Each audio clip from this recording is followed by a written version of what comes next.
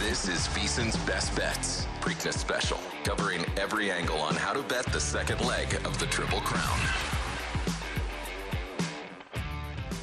We are in a Pimlico state of mind here at the VSiN Studios at the South Point Hotel and Casino for the VSiN Best Bets Preakness Special for the 148th running of the Preakness. Femi Abebefe alongside my man Shaun King here, breaking all things down on the second leg of the Triple Crown. Shaun, how we doing, man? I'm doing good. I mean, I'm excited.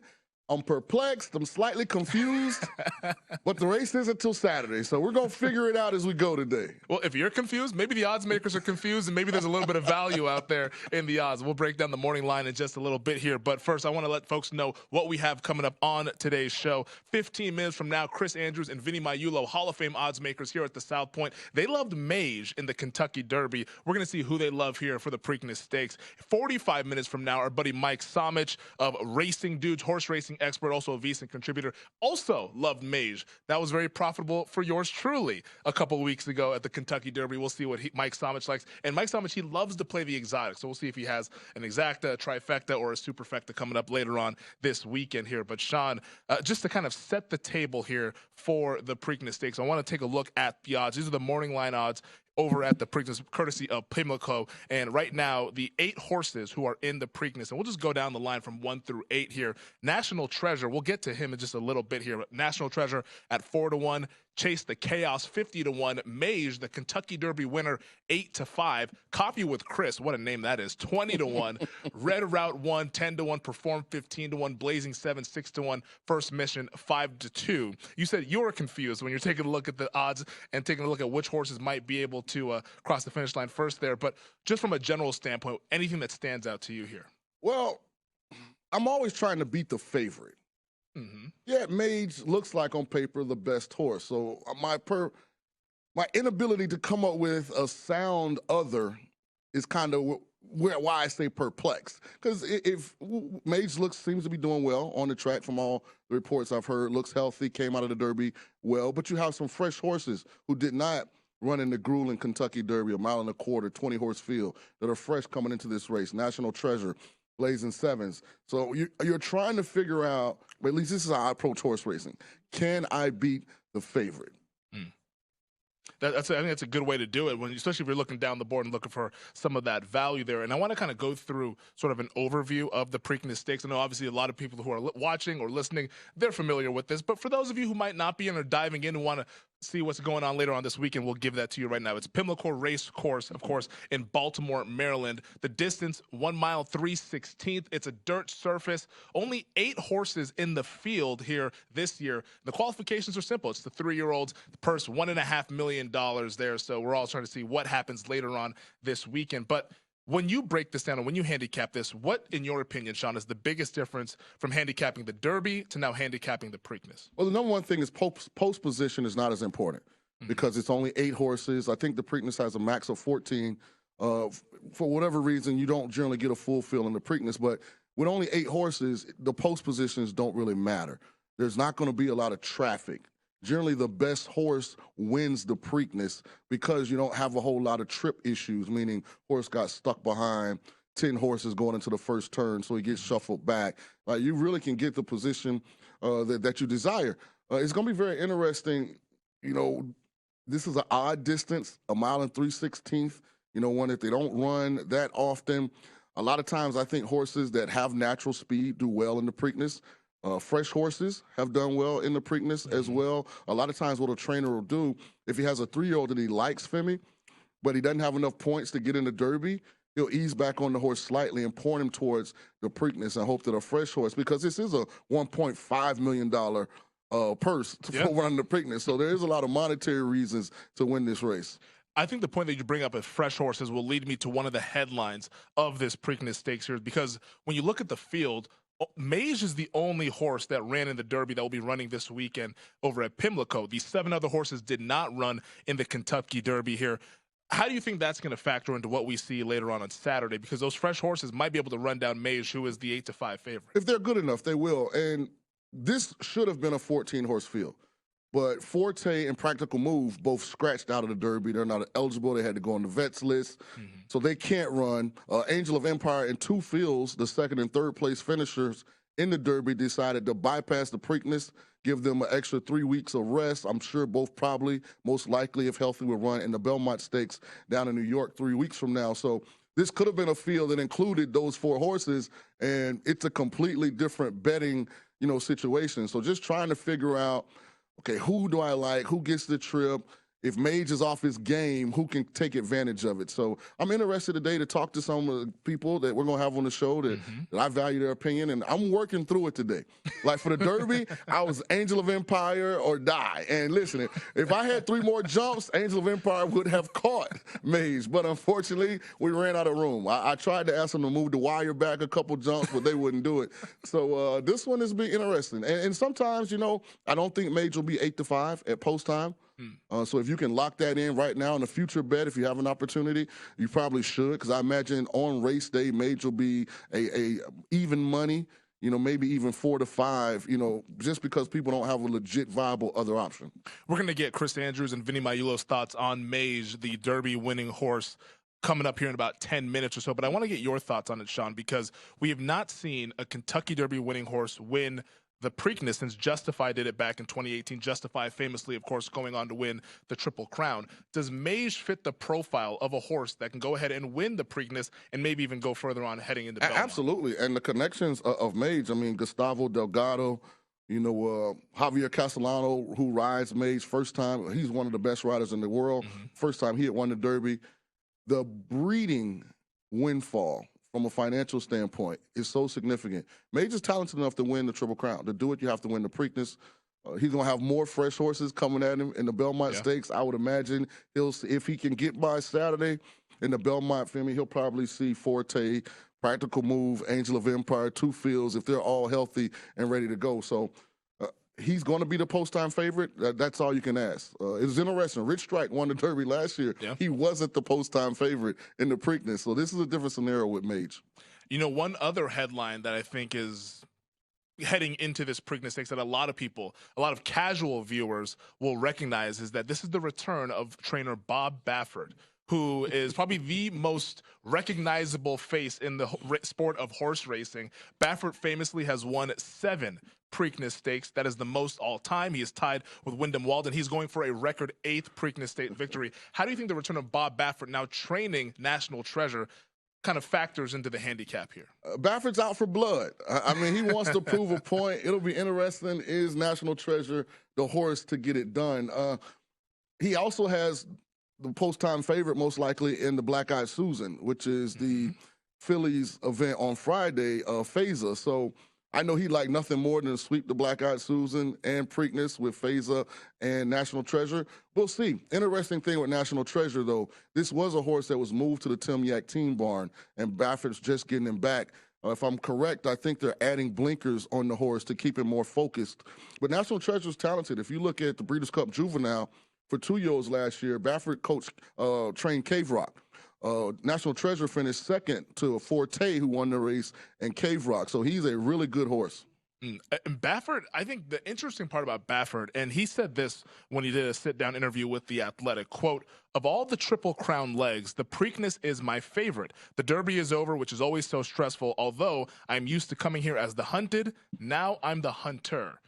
That right there, it's almost like he's laying down the gauntlet about saying, hey, I've been in the shadows. I took a lot of the criticism after what happened a couple years ago with Medina Spirit. Now I'm coming out here, and like you said, coming for blood. Oh, yeah. He's going to be at and participating in every major horse race the rest of the year. He wants to reestablish the fact that, he's the top dog. And we'll see if National Treasure is good enough to do it. No matter how good a trainer you are, you don't get to run 1 furlong of any race. So, we'll see. I think Baffert's good for the game. I wish him all the success. We'll see. Yeah, I'm really curious to see what happens with National Treasure, I should say there, because Baffert is somebody who doesn't really delve into the horse racing as much as others.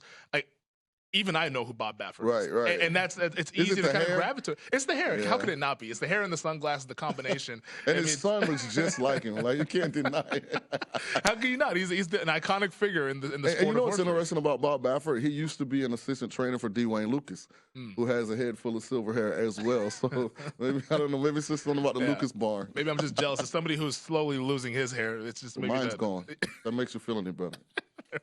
Let's run down it before we take a break, though. We'll do the Preakness by the numbers. And I think what stands out to me is that 73 favorites have won this race. And obviously, oftentimes the favorites are people who won the Kentucky Derby, the horses that won the Kentucky Derby. That's almost exactly half. That's actually exactly half. Half, yeah. Because this will be the 147th run. And 73, if I'm not mistaken, plus 73 equals 146. Exactly half. Do you read into that? And do you think that Mage, obviously, is the 8-5 favorite, winner of the Kentucky Derby? Do you think that bettors will go to the window with Mage just because we oftentimes see, I mean, every other time you see a favorite go ahead and win first? Yeah, I think you're going to have varying opinions. What I'm trying to do is I'm trying to beat Faza in the Black Eyed Susan. I'm going to play the Black Eyed Susan to the Preakness double and hit the all button in the Preakness and just pray that something happens. Chase the Chaos or Coffee with Chris, like nobody can see wins the race. No, it's just been 36 Derby winners to also win the Preakness. Once again, May is trying to do what Justify did back in 2018. Justify going on to win the Triple Crown. I'm curious, once we talk to Chris Andrews, Vinny Magliulo, Mike Somich, just to see what they think, because I want to put together a fun superfecta, or at least a trifecta, or something that can pay out big, because like you said, nobody really knows what's going on. You're perplexed. Maybe the odds makers are perplexed. And I'm simply perplexed because I think Mage is the best horse. I don't like to bet favorites. Okay. I don't. All right. So, Shaun looking further down the board. We'll see where Chris Andrews and Vinny Magliulo, Hall of Fame odds makers here at the South Point, if they're also looking further down the board, or if they like Mage, who they liked heading into the Kentucky Derby a couple weeks ago at Churchill Downs. We're just getting started. This is VSiN Best Bets Preakness Special here on the Sports Betting Network.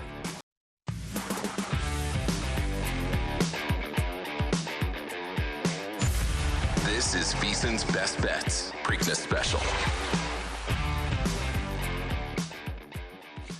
You know, the next 30 days is something I like to call Bettor's Paradise, and for a limited time, you can subscribe to VSiN for only $9.99. That gets you insight into daily baseball best bets, NBA, and NHL playoffs. Only VSiN Pro subscribers get access to our daily recap of the top plays made by VSiN show hosts and guests, tools like our betting splits that let you see where the money and bets are moving every game. Also, a top VSiN experts leaderboard to view betting records, profit, and ROI, and see which VSiN expert has the hot hand. Sign up now for only $9.99 at VSiN.com/subscribe. Welcome back. This is VSiN Best Bets Preakness Special, breaking down all things on the second leg of the Triple Crown. Femi Abebefe here alongside Shaun King. We're sitting here inside the VSiN studios at the South Point Hotel and Casino. So who better to welcome in as special guests to break down this Preakness, the 148th running, than the guys flanked out to my left and to our right. One, Chris Andrews, Hall of Fame odds maker here at the South Point Hotel and Casino, and of course, Vinny Magliulo, Hall of Fame odds maker here at the South Point as well. And we got to start with Chris Andrews, don't we? He loved Mage. Chris, you love Mage. I mean, are you now basking in the glory? It's been a couple of weeks now. How do you think Mage is going to do into the Preakness? But first, I mean, the Derby call, that's a hell of a call there. You know, it was. I mean, 16-1. I mean, but I've been on him for a while. You know, I liked that horse for a while. Matter of fact, I was on a show before the Derby. I was on Peter Fornatau's show. He said, okay, for doing my show, you get a free $100 bet on anybody in the Preakness. I said, well, give me Mage. What the hell? You know, I mean, I might as well go with that. So I'm fortunate because he's the only one that ran in the Derby. Is now in the Preakness. So I already got $100 to win on him, but it was very nice picking that horse and nice cashing that. Nice cashing the win and the exacta. So everything worked out pretty good. Ran a good race. Surprisingly, that was Javier Castellano, his jockey's first ever Derby victory. Yeah, it was good. It's a good time too. 2:01 and something. You know, well, they did 6 furlongs in like 1:10. They went fast. So it set up pretty strong for a closer. That's why I thought Two Phils really ran a hell of a race. He hung out there really from the start. I thought Two Phils had won it. I thought so. You know, he looked to be in a great spot. By the way, Chrissy's phone hasn't stopped ringing. He left it in the office now too because it just keeps going off at all hours. So, in fact, his phone's been ringing so much that they start calling me. Hey, can you put Chris on? Yeah. So, I mean, you're next to him. So, but he's a high-priced secretary. I want you to know right now. But Two Phils ran a great race. You know, and you look at Mage. Listen, you can't take anything away. You win the Kentucky Derby, you figure it out. It's all about the trip and you know it's a tremendous accomplishment. I do think he benefited from the pace. I think Chrissy and I were talking. I think the Derby played quicker than I thought. The pace was quicker than I thought we had anticipated it would be. And I think Mage, and credit Castellano for recognizing that, and he took advantage of it, and really down the stretch did a great job. I mentioned it. I'm sorry. Before off the air, I was talking to Shaun. I said, he had Angel of Empire, and I've watched the race just numerous times. And if you see him coming around the turn, hole opened up. My horse Mage hit it, and Flavian Pratt on Angel of Empire was just this much slower. And Mage hit the hole, and Pratt went in about a length or two behind that. And that easily could have been the race. But listen, I mean, in a 20-horse field, you need luck. I mean, we're in an 8-horse field. And luck's always important in anything in life. But you really need a lot of luck on a 20-horse field. And I got it. I was lucky to have, Castellano made the right decision. Good job, bud. Yeah, well, I'm glad you brought that up, going from a 20-horse field to now an 8-horse field. How do you think that's going to factor into what we see coming on Saturday now that, I mean, this is very condensed. It's as few horses that we've seen in quite some time.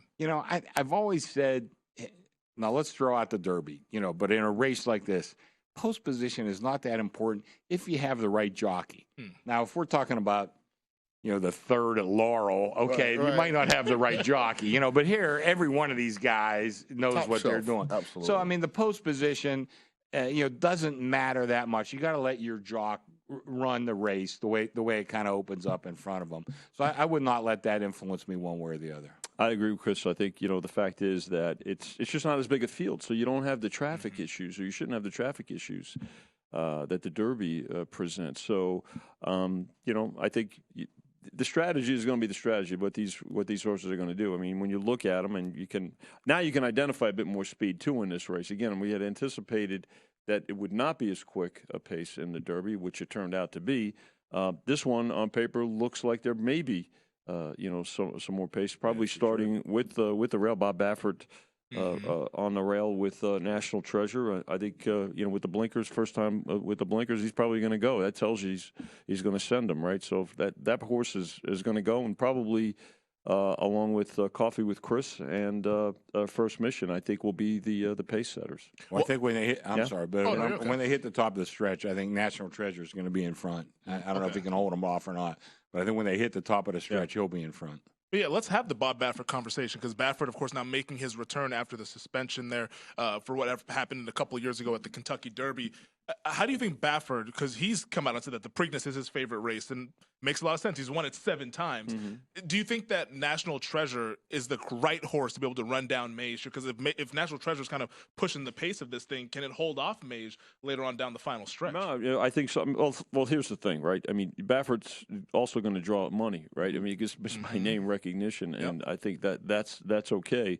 Do you use in this race, but particularly with this size field and on this course and the way this horse likes to run, whether or not you use them to win is one thing, but I think you have to kind of consider them for the exotics. I know that I'll be using them in the exotics. And I'll just say this: my approach with Baffert is this: I'm going to play a straight Black Eyed Susan Preakness double with Baffert's 2 horses, Phaser, National Treasure. But then I'm going to try and beat Phaser in the Black Eyed Susan as well, because I don't think she's ran against the stiffest competition. She's looked tremendous. Sure. Say she's working out great, but this is a better quality of filly. But just in case Baffert is back to being Baffert, I'm going to play Phaser to National Treasure.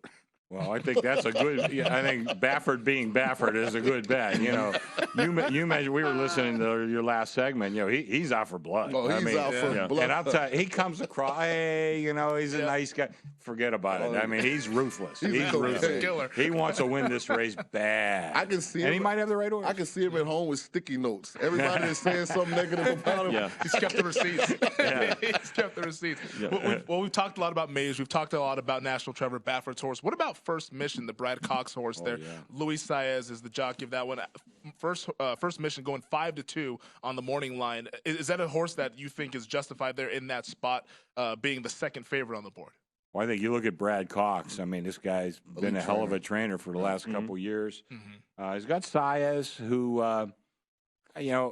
he's pretty good. I mean, he's not the best, but he is pretty good. And I think he might fit this horse well. Did he ride him the last out? Yeah, he rode him the last out, and he wins. But, he's well-bred. Is a well-bred horse, and, you just got to respect Cox. And I'm looking at the workouts in the morning, look pretty solid. very lightly raced horse. Years ago that really mattered a lot. Doesn't seem to matter nearly as much anymore. Look at Mage. He was only on his fourth race. Sure. Here's what we're going to find out about First Mission. Is he a grade 1 horse?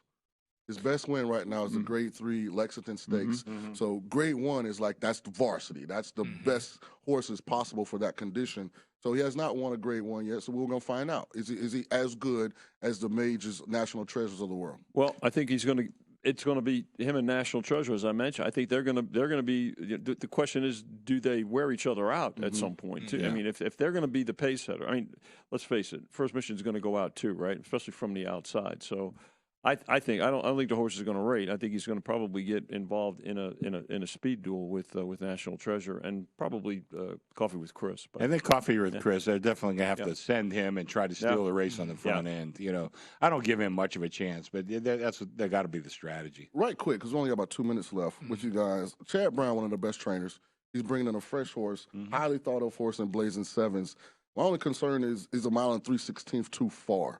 What do you guys think about Blazing Sevens? Well, what did he do in the bluegrass? I think he ran third. Yeah, he ran third. He faded a little bit, in the bluegrass. You got to respect Brown. You got to respect Ortiz. I'm going to have him somewhere. I got a little bit of a strategy. Listen, it's hard for me to turn against Mage because I think he's looking good in the mornings. Everything. I just read another report that he looks great. It's hard for me, but I'm not going to blow back all the money I made on him last race. But I'm going to put him on top. But again, no, I'm not going all in. I'm sorry. No. But I'm going to use him on top and a bunch of exactas, and this is going to be one of my exactas. Because just out of respect for the connections, more so than the horse itself. I agree. Blazing Sevens, and again, talking about jockeys, Rosario on Red Route 1. That's another horse that I'm going to use. Those three, Mage. I think you have to certainly consider probably but the 3 on top, 3, 5, and 7, and just fill in the bottom underneath. That's what I'm going to use. All right, so the 3 on top is kind of the advice, and then pick whichever one you like after that. Maybe throw in National Treasure in there, and then obviously Blazing Sevens. That sounds good.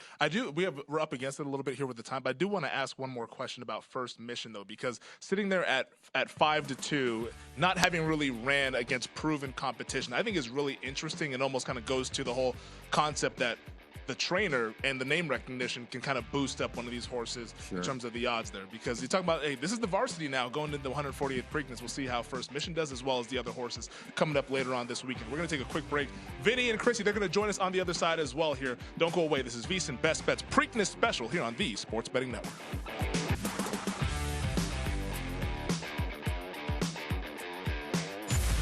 This is VSiN's Best Bets Preakness Special.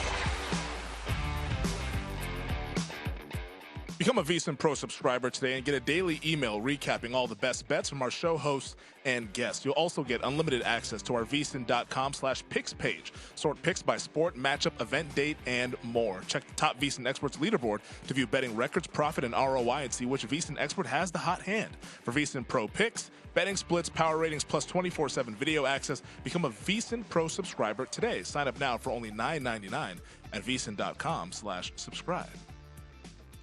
Welcome back. This is the VSiN Best Bets Preakness Special, coming to you from the South Point Hotel and Casino. Femi Abebefe alongside Shaun King, and joining us for not one but 2 segments, our gentlemen here at the South Point Hotel and Casino, the Hall of Fame odds makers themselves, Chris Andrews and Vinny Magliulo. Gentlemen, we were talking during the break about First Mission. I want to kind of bring this up on air as I was asking it as we ended last segment. But First Mission being 5-2, and based on the analysis and what I'm hearing you guys say, it's like, this is an expensive price to be paying for a horse that isn't really battle-tested, for lack of a better phrase there. Is this just particularly the Brad Cox name recognition that has the horse in this, where people are just kind of putting his face saying, hey, Brad Cox will have the horse ready to go? I think it's a combination. Oh, sorry, Shaun. A couple of things. I mean, when you look at the speed figures, I think that's attracting some folks and opinion as well. Chrisley brought up in the last segment too the fact that Mage didn't appear to be as didn't have as much experience either. But again, the connections, a shorter field, and I think people do pay very close attention to the speed figures and the way the horse has improved. So I think that's and it's a good horse and a terrific trainer. So you can't overlook that. Well, Go ahead, Shaun. go ahead. No, go I was ahead. going to say one more thing not to overlook. It's a Godolphin homebred. Right. Yeah. They got those guys got some great horses, all from Australia to Canada. I mean, they got everything. So, I mean, they usually shoot high, and but that's their game. That's what they love. So I throw that in there too. It's interesting for me because as you're trying to figure out how you're going to actually bet the race, it's one thing to handicap a race. It's another whole different kind of talent to be able to come up with the right structure from a betting standpoint. And I've learned this: you can't bet them all. You got to take some stands. Like you can talk yourself into every horse in the field. Like So for me, I'm going to make First Mission beat me. If he wins, all my tickets lose, because I don't want to get in a scenario where Mage and First Mission run first and second, and I think Mage is the better horse. Can't throw Mage completely out, so I'm going to take First Mission out of first just for that reason. Okay, there you go. I mean, yeah, the point of having to take a stance is, I think, something that a lot of bettors realize with other sports and all that stuff, and also with horse racing as well, because those numbers can be so juicy to where it's like, oh, like, I want to play this, I want to play that, I want to play all this. But let me make this point, Femi. Losing money, yeah. Remember this: you never go broke taking a profit. Like you look at the Derby payouts. Every race ain't gonna pay $330 for the exacta and $491 for the 50-cent try. Right. Like sometimes if you have a really good beat on a race and exacta is only gonna pay $22, just hammer it because that's the $1 payout. If you really like it, you can turn that into a windfall win. Because I don't see a scenario where unless something just Rich Strike level of surprise happens, this being a very like high payout kind of race. Oh, I would agree with you. That's why you have to structure it and you have to look for value. And I've told this story on a couple different shows over the years. I had Miesk when she won and she paid well, and then she came back the next year. Well, she was going to be a favorite. I had a guy call me. He says, "You going to play Miesk again?" I said, "Well, no, I don't play 2-to-1 shots. I don't do it." He goes, "What if I can get you 8-to-1?" This was like 2 days before the race. Well, hell yeah, I'll take 8-to-1. Yeah. So I made a pretty sizable bet. Somebody had it in their future book. So, but, either way, I would have won, but I just don't play 2-to-1 shots. Now, as I'm saying that, I'm playing Mage. but I already have a lot of money in my pocket from that horse, so I'm trying to figure out some ways to make a little bit extra, too. Along those lines, you look at it, and again, we talked about it, the difference in the field, right? And in the Derby with that size field, right, favorites kind of, they get, I don't want to quite say neutralized, but they do come back, right? And long shots come, they're much more alive. So another part of it is when you look at, Chase the Chaos, right? If a 50-to-1 shot is going to beat you, then maybe you just say, hey, you know what? Then okay, so be it. Because but when you're talking about structure in your bets, look at the horses that you want, who you think is going to be. You can't just wheel the other 7 either right now and build a ticket that way, because if Mage does come in, then you'll lose money. So it's a matter of where do you position Mage, and then it's not like the other 6 or even 5 of them are all on top in terms of an exact or in terms of a trifecta, because if the shorter ones come in, so it's kind of like how are you going to who do you say, okay, you know what, I'm going to try to beat him or her or vice versa. So listen, we're all in the gambling racket. Yeah, you got to beat somebody. Yeah, that's just the way it works. In our business, you got to beat somebody. Well, I know you got Chris. I know you have a pick 3, and Vinny, I know you have some exactas and trials. We'll get to that in just a little bit here, but I want to talk about some of the horses that are a little bit further down the board, because it's the Rich Strike effect. People want to bet the long shots. They want the lottery tickets to pay out the big money. What do you make of Red Route 1, rode by Joel Rosario? They're coming up 10-to-1 right now on the morning line. Well, I love Asmus and Rosario, and again, you look at the connections, and you mentioned Rich Strike. I mean, who had him figured? I got to tell you, I sure as heck didn't. So these things do happen in horse racing, and I remember a guy who I like, Dale Romans, and when I first started following and betting, I said, boy, he shoots too high. He's got a grade 3 horse who'll put him in a grade 2. He's got a grade 2 horse who puts him in a. You know what? That's how you catch some prices, though. Sometimes you got to shoot a little bit high. And I remember him saying, or he's probably paraphrasing somebody else, some of these traders that they hit 25, 30%. First thing a guy would tell you, you guys aren't taking enough chances. You got to take. That's what this racket is. You got to take some chances. We're in the same thing. So I think that horse, Do I love the horse? Not that much. But do I love the connections? Yeah. Nine starts. Not a horse that likes to win. But if you like Red Route 1, here's a reason why you should. If you liked Angel of Empire in the Derby, Red Route 1 ran a really good second to Angel of Empire in the Risen Star Stakes, one of the prep races for the Derby. And if the track comes up, I mean, we're still going to pay attention to weather, right? I mean, there's about 30-40% chance of rain, and when that rain occurs is another factor. So we don't know that just yet here, a couple of days out. But I think that this is a horse too that it's not averse to a little bit of an off track. I'm not saying it's going to be sloppy. But I will say this, because of the price and because of the connections, it's one of the horses I'm going to use on top. Yeah, he ran third to Forte in the Breeders' Cup Juvenile, too. So it's not a stiff horse.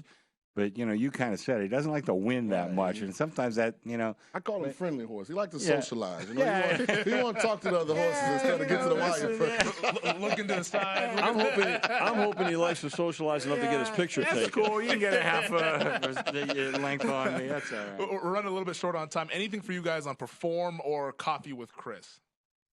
Well, again, Perform, Shug McGahee, who hasn't been to the Preakness in quite a while. I can't remember his last horse, but it's been a while.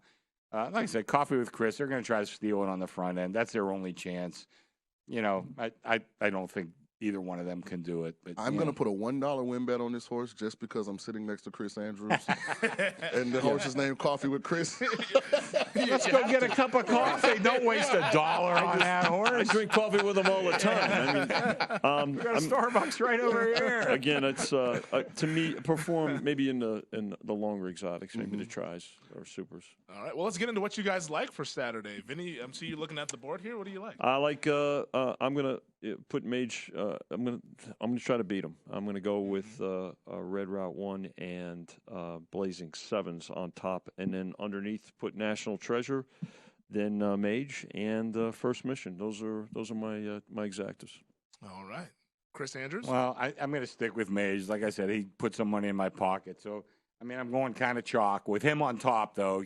1-7-8. And just hope it comes to form, and hope that sometimes in these Triple Crown races the things pay more than they should. Just the pool is so big. But then I put together a pick 3 also. Love it. So, my man. Love it. So, in the 11th, the Maryland Sprint Stakes, I got 3, 5, 7, 8, 9, 10. So I went pretty deep in that race. But I'm looking, 2 horses are 15-1, 1 horse is 10-1, hoping to catch lightning there. Then at 12th, I went chalk, 1 and 9. So the 1 is 3-1. The 9 is 8-5. Then I'm singling Mage in the last. So it's only, I think, 12 combinations. So a $2 ticket, $24. I'm not going crazy. You want to bet a little bit more, go ahead. Or maybe you want to put another horse in the Preakness or one of the other ones. Go ahead and do that. But that's going to be my pick 3. Awesome. Good stuff, gentlemen. This was fun. This is a lot of fun. I know you guys got to get back to the day-to-day stuff, but any last thoughts here before we close up shop? Let's try to find a winner. Black Eyed Susan, Merlaza, and Miracle. Okay. Take a little bit of a price. There it is. A little extra something. Chris Andrews, Vinny Magliulo, Hall of Fame Oddsmakers here at the South Point Hotel Casino. Gentlemen, we appreciate the time. Thank you. Best of luck with the bets. Coming up on the other side, we're going to wrap up the show. Mike Somich, horse racing expert over at Racing Dudes and VSiN contributor, will join us here on the Sports Betting Network.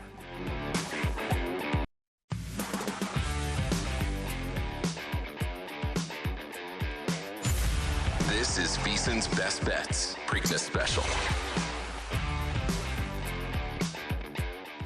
Download the DK Horse app now to get in on the Preakness action. New customers get a 100% deposit bonus up to $250 when they opt in with the code HORSE, only on the DK Horse app. Welcome back. This is the VSiN Best Bets Preakness Special. Femi Abebefe alongside Shaun King. We're hanging out at the South Point Hotel and Casino. And joining us right now to help us wrap up the show, we bring in horse racing expert. You can see him on racingdudes.com. You can also see him here as a VSiN contributor. It's the one and only Mike Somich. Mike, we appreciate you, man. Thanks for joining us here this afternoon. Couple weeks ago, you loved Mage. We all won off of your knowledge of Mage. It was a fantastic Derby day. What do you like going into the Preakness this upcoming weekend? Yeah, it was a lot of fun a couple weeks ago. Hopefully can replicate some of that success. Very different betting race this time. I thought Shaun brought up a great point earlier. You got to start out with, can you beat the favorite? And if you can't, you got to figure out how to create some value around that favorite. And for me, you go back, you watch that Derby. One of the most impressive parts about Mage, he did it all himself around the far turn. It wasn't Castellano really riding him. All the other jockeys were going hard on the horse, and Castellano was just kind of in cruise control, only hit him once down the stretch. It makes me feel like there's a better chance he comes back and is able to replicate that race, or at least close to it, here in the Preakness this weekend. And I think it takes 90 to 95% of that Derby effort to be able to beat this field. It's not a phenomenal field top to bottom, and a lot easier spot than the Derby was a couple weeks ago. So obviously it sounds like you like Mage slightly. When you're trying to create value in a small field like this, do you normally hammer the exacta component, or do you extend to tries and supers? Well, I'm looking for races that play into it, that you can get value from either a double perspective, a pick three perspective, things like that, or I'm trying to find a way to absolutely hammer in exacta and then find ways to play very short superfectas. I think that's the most effective way to do it. For me, when you look at the pace of this race, I think National Treasure controls it. I don't think First Mission wants the lead. I think National Treasure is just faster than Coffee with Chris. And I think he hangs around for a long time. You guys talked about the Bob Baffert Revenge Tour. When you look at First Mission on the outside, he beat Arabian Lion by a nose in the Lexington last time. Well, Arabian Lion is on the undercard of this. He's not in the Preakness. Baffert thinks National Treasure is the better of those two horses. That's the one he's sending here, and he's adding blinkers back. This is the third time we're going to see National Treasure in blinkers. The first time was in his maiden breaking score, where he went gate to wire. And if you look at who he faced after that, Cave Rock twice, 3 other Bafferts in one race, and 2 just dead sprinters in the fifth race, he's never had a chance to get the lead since then. Drawing that one post, I think National Treasure gets the lead pretty easily here and sets a tepid pace. And if so, he can hang around for a very long time. I do think Mage is just better than him, though. And if we can come close to replicating that Derby, I think Mage gets the job done. I agree with Chris as well. I'm not swallowing even money, 6-5 on Mage. I think that's a little bit crazy after 15-1. But if we can sit there and we can get 7-1, 8-1 on a cold 3-1 exacta, I think there's a ton of value there. Yeah, it's interesting because I like National Treasure's Breeders' Cup Juvenile, where he ran third behind Cave Rock and Forte. Forte actually won the race. And I sit here and I'm like, man, this could have been one of the most special Preaknesses ever if Forte and Practical Move and Angel of Empire and Two Fields had all showed up. If one of the long shots happens to win, which one do you give the best shot? I know Red Route Run, I thought ran a good race in the Rebel. Blazing Sevens, of course, with Chad Brown. I'm not sure he's going to like this. Well, outside of the favorites, is there anybody else you think that could sneak into the exacta? So if you want to get a little kooky, the horse that I like at a price here is Perform. If you go back and you watch his last race, just a world of trouble, and was weaving through horses, had to check a couple times, still able to get the job done. And an aggressive placement here from Shug as well, a trainer who's not known for aggressively placing horses. To throw him into the Preakness here means that he thinks there's a lot of upside. He thinks this horse can run a lot better, and the numbers aren't good because of the trouble. But if you had a clean trip, that buyer figure would be much better, and he would not be 15-1 on this board. My big issue with Red Route 1, who I think is highly likely to hit the board, he's just going to be too far back, and he's allergic to getting his picture taken. I mean, we saw him win last time, but that was against a lot worse horses, and now he's back up with the top-level competition, and he's going to be off the screen. And this pace could be slow, and that is a tough way to try and get into the winner's circle. However, I think he makes a ton of sense if you're looking at that superfecta in those 3rd and 4th spots, especially getting a 10-1 price there. You know, it's interesting. I call those horses friend zone. They like to be in the friend zone. We're speaking with Mike Somich, horse racing expert. You can check him out over at racingdudes.com, also a contributor here at VSiN. So what's the official trifecta or the exacta here for the Preakness for you? I'm assuming Mage being on top. Yeah, I'm going to key on Mage here. I think that he is the best horse. I think we're going to see a horse go for the Triple Crown. I think he loses the Belmont as well. So a little sneak peek there. I think that 1.5 miles is going to be awfully tough for Mage. I like National Treasure in second. That's how I'm going to create value. I think if you're able to get First Mission out of that 1st and 2nd spot, that's going to add some value to the exacta, add some value to the try, add some value to the super. So I'm going to play a cold 3-1 exacta. It's probably going to be my biggest bet in the Preakness, hoping to get somewhere in, like I said, that 7 to 10-1 range on that 3-1 exacta. Then I'm going to come back with a superfecta, where I'm going to play 3 Mage on top, the 1 National Treasure in second, and then in that 3rd and 4th spots, I'm going to play the 5 Red Route 1, the 6 Perform, and the 8 First Mission. and hope we can get the 2 prices in 3rd and 4th and really kind of balloon up this superfecta by running out both First Mission and Blazing Sevens from it. There we go. So I see Shaun scribbling down the numbers here real quick, like we all have been doing. With the analysis that's been coming out of Mike Somich there, we definitely should write all this stuff down here. I know you said that you like some of the undercard bets because I mean we have the Black Eyed Susan coming up on Friday. We have the undercard all throughout the day over at Pimlico. What else do you like here this upcoming weekend? Yeah, Black Eyed Susan wise, I think this is a really interesting race. Look, FaZe has done nothing wrong, right? 7 to 5 on the morning line, going to go off at 4 to 5, somewhere in that range. But the last 5 or 6 years, these California fillies are just not as good as the East Coast fillies. And when you look at who she has faced, and Tell Me No Lies has run second to her in the last 2 races, and Tell Me No Lies ran 12th in the Oaks. I just don't think that this horse should be 7 to 5 coming in here. I like the 4 Merlaza quite a bit. I like the 10 Taxed a little bit. There's 6 to 1 and 15 to 1 on the morning line. So I think playing the 2 of them into Mage is another way to create value with Mage in that daily double. So I like the 2 of them. If you look at the 5th race on the card, my best bet, 3 to 1 right now on the morning line. We'll see if we get anywhere near 3 to 1. I'm hoping, honestly, for 2 to 1 here. But White Beam for Chad Brown, going to be second time here in the U.S. Last time lost to Evie Jets, who went gate to wire. Evie Jets went 22-3 for the final quarter mile of that race. Normally, you're going to see around 24 seconds, so very, very fast. White Beam almost caught her being 4 lengths behind. So went almost sub 22 in that last quarter of a mile. It was a phenomenal race. It doesn't look as good on paper as it actually does when you watch the replay. So I like White Beam in the that's the 5th or 7th race on the card on Saturday quite a bit. And if you go to the 9th, I like a horse at a little bit of a price. Gunning, the 6th horse, 6 to 1 on the morning line. There's 10 horses in this field, and there are 8 speed horses. Gunning is the one who wants to sit right behind them. So you have a horse whose, again, numbers aren't as good as some of the other horses, but her running style fits this field perfectly. So it's a McPeak horse, Flavian Pratt aboard. Like I said, you're getting 6 to 1 on the morning line on the 6th Gunning in the 9th. You know, it's interesting with FaZe, you mentioned And Tell No Lies, but also Pride of the Nile, one of the horses that she beat that gave her a really tough run, got exposed in Kentucky as well. I'm really going to focus on the Black Eyed Susan Preakness double. I love Merlaza, the 4. I'm going to give you the 7 as well because Brad Cox has 2 horses in the Black Eyed Susan. And I found out with Cox, don't let him trick you. Because a lot of times the higher odds horse actually wins for him. And I love Tax. I heard Tax is working up a storm down there at Pimlico. And I'm going to take those 3 horses in the Black Eyed Susan and put them in a double to the 1 and the 3 in the Preakness and see if we can make some money that way. Yeah, I love that idea. We talk about Taxed. Wet Paint beat Taxed the last time. There was kind of some rumors coming out of Kentucky that the Oaklawn fillies specifically didn't like the track at Churchill Downs. So I'm willing to kind of excuse Wet Paint. And if you say Wet Paint was that short of a price in the Oaks, and now you're getting the horse that ran second to her at 15 to 1 against a horse I can poke some pretty good holes into, I think there's a ton of value there. I like your 7. Angel of Empire was actually the other Brad Cox in the Risen Star, winning at a nice price down there. And don't completely chuck the 1 either. I think the 1's a little bit interesting in the Black Eyed Susan as well. That race is wide open. If you ask me which was the better betting race, I think that's the better betting race. So I wouldn't be shocked if FaZe misses the board completely there, which would create some massive tries and supers. Wow. I agree. I'm more excited for tomorrow than I am for Saturday. I really am.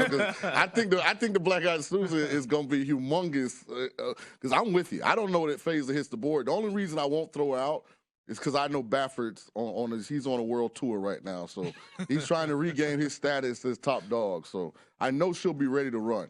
Awesome stuff, as always. Excellent from Mike Somich. You can check him out over at racingdudes.com, horsing race expert, also here at VSiN contributor. Mike, we appreciate you, man, taking the time to speak with us. Great and stuff, obviously, Mike. Good luck with the bets coming up later on this weekend. Thank you very much, guys. It's a full 2 days, 14 races Friday, 14 Saturday, a ton of pick 5s. It's going to be a phenomenal 2 days from Pimlico. Looking forward to it. Awesome. It's going to be a busy and hopefully profitable 2 days for us. So 4, 7, 10 for me and the Black Eyed Susan. Okay. To 1-3 in the Preakness. Look at you. It's my official bet. All right.